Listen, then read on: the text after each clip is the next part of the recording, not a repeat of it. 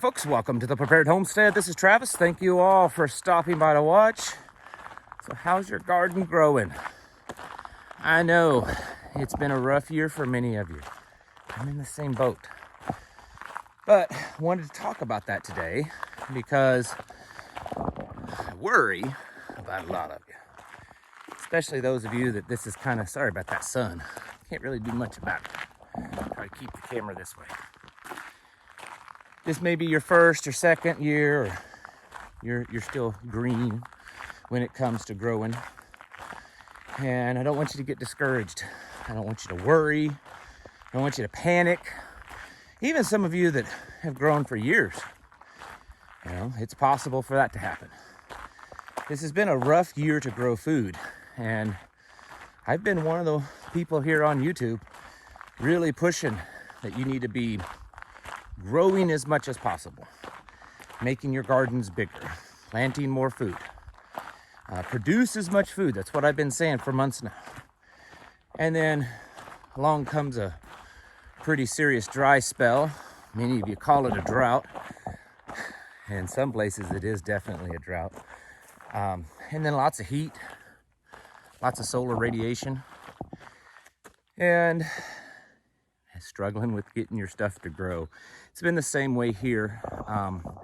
It's been a battle for the last 2 months to not just get things to grow, but get things to produce. Whew, whatever that is, it likes me.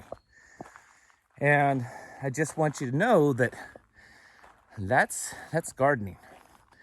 I've been planting gardens and working in gardens my whole life, you know, as a child with my mother and my grandparents, and pretty much my whole adult life. And I can tell you that it's cyclical. It's a battle. There's good years and there's bad years. And there's years that you work so hard and it does really good. And then one thing happens, maybe a storm comes through and blows everything over or something like that. And this is why I say you need to get out there and start gardening.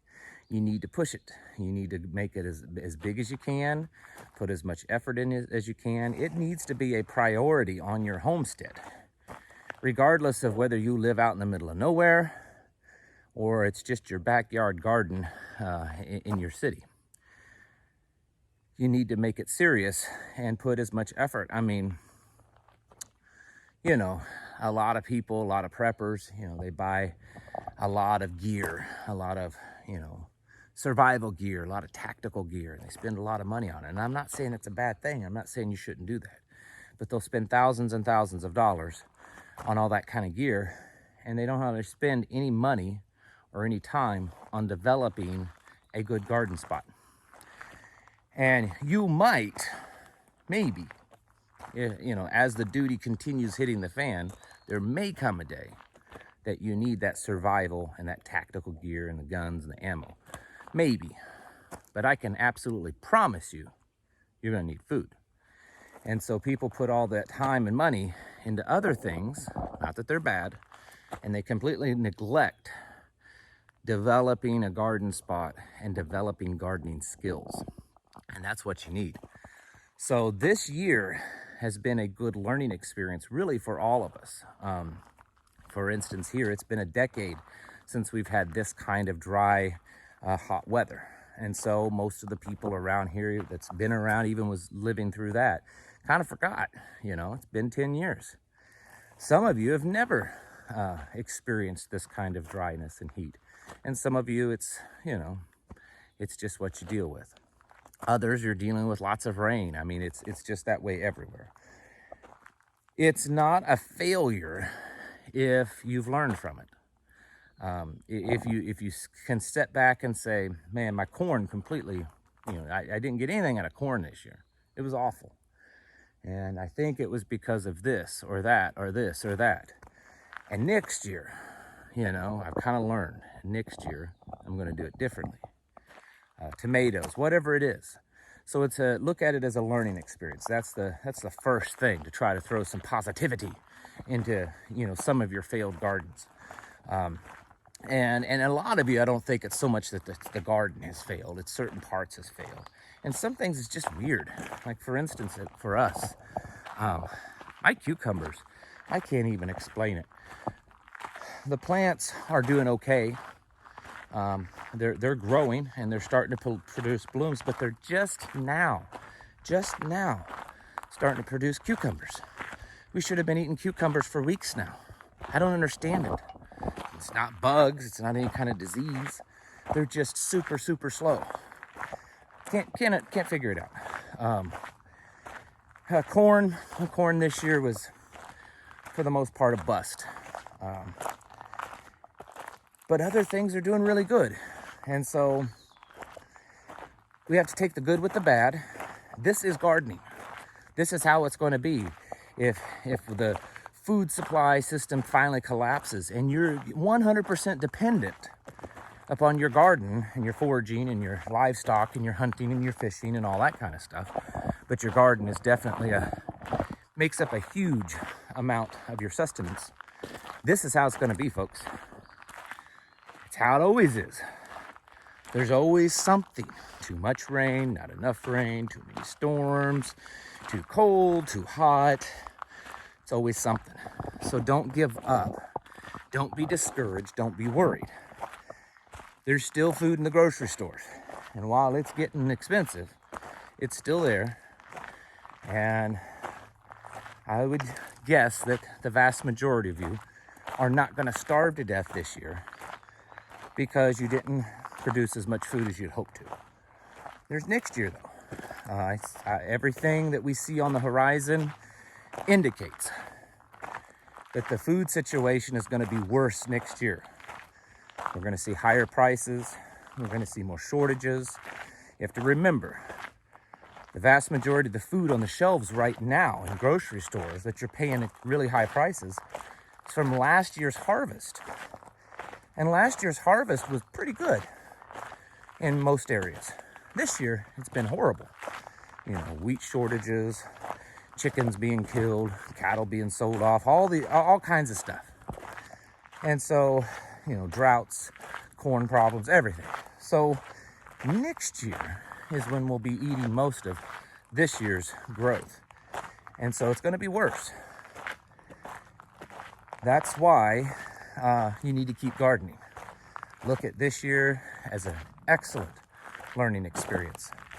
Evaluate what you could have done better. You know, hindsight's 20/20. So as your garden is growing, as you've made adjustments, as you did certain things that failed and other things that were successful, what can you do next year to produce more food? One of the things that we're doing, I have added for the first time in my gardening experience, I've added shade cloth. Around here, you typically don't need it. You know, further out west, southwest, where it's hotter, that's mostly where people use a lot of shade cloth. Around here, you don't need it so much. But this year has been really hot. A lot of radiation coming from the sun. And there's a good chance that we're going to see more and more of that over the next few years. So this year I bought a couple of shade cloths. Certainly not enough to cover the whole garden. To just kind of see, is there really a difference? And I'm telling you, it's as different as night and day. You know, I covered about half of my beans. Well, not half of the beans, but half of a section of beans. And the half that's covered are amazing looking, big, beautiful, producing beans. The half that I didn't, they're just barely alive. Yellowish, light green, barely alive, couple blooms here and there, and that's about it. Same way with the tomatoes. Covered the tomatoes with that shade cloth. I mean, it's like I have a Amazon jungle where where the tomatoes that I covered. So one of the things that we're planning on doing is between now and next growing season, and as soon as we can, because you never know with supply chain issues and stuff, how much longer they'll exist, is try to invest in some shade cloth. It's money, I get it, it's an investment, but what we figure is that we will reap the benefits of that investment by having a better garden. and work on to where we can have maybe not the whole garden, obviously, because we put out a huge garden, but a lot more of the garden covered with that shade cloth. So that's a plan for us. We learned this year that shade cloth really is effective. And I know a lot of you already know that, but like I said, around here in the Ozarks, no one needs shade cloth because we only use, typically we might have just a few days that are in the triple digits. Last year we had none. So that's what you have to do, is evaluate your garden, evaluate what you've done. Do you need more water? Some of you live off of rainwater catchment, and you're probably struggling in places that it's been really dry. I know several people around here that don't have wells that I've talked to, and they're really struggling. Maybe they're completely bone dry and they're having to bring in water. Maybe you need to start working on investing in a bigger rainwater catchment system so that you can have enough for that. The things that we're going through right now, as bad as they are, in a lot of ways, they're really good because they're happening while the world is still somewhat together, right? I mean, things are still mostly together. And so we can experience these things and learn from them. We can grow from them, personal growth, not just growth in your garden. So while you may have, really bad results this year in your garden, a lot of people have, it does not mean that it's a failure. Learn from it.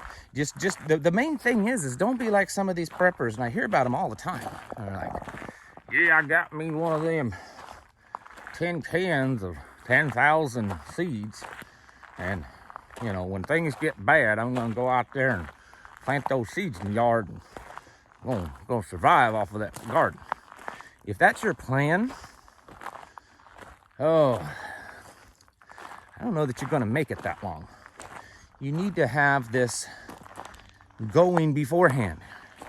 It takes years, really, to develop a garden spot into a good fertile soil. So keep doing what you're doing. Don't get discouraged.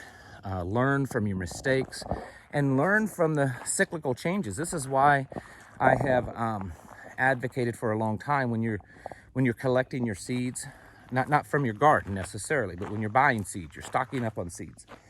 And let's say you live in zone 7. You should probably have some seeds that work well in zone 4. And you should probably have some seeds that work well in zone, say, 10. And the reason is because as things are happening with the grand solar minimum and other things that are happening around the world, your growing zone in 10 years, if we're still here, could have radically changed. Could have gotten hotter and drier. It could have gotten cold or wet or whatever it is. And so and a lot of seeds have a fairly wide range of growth, between zones 3 and 9 or something like that. But look at that. Make sure you have seeds that either have a wide range of growth in zones, or if that particular plant or what variety doesn't, have some outside that zone. Either way. That way, if you've prepped and it all falls apart and the world changes more than it's already changed, you have seeds that would work outside your zone in case the weather changes so much that you're now in a different zone. Gardening is actually a pretty serious thing. It's serious in the way that it's something that can really keep you alive. It's something that kept our ancestors alive when they were, making their first trails through these hills and stuff. If they didn't get out of garden or it failed, they really worried. They really worried that they might starve. And none of you, unless you come from a different country, but none of you have ever experienced that, neither have I. But we very well might experience that in our future. So don't get discouraged, don't give up, keep pushing forward on your gardening. All right, folks, thank you for watching. and I'll catch you in the next video.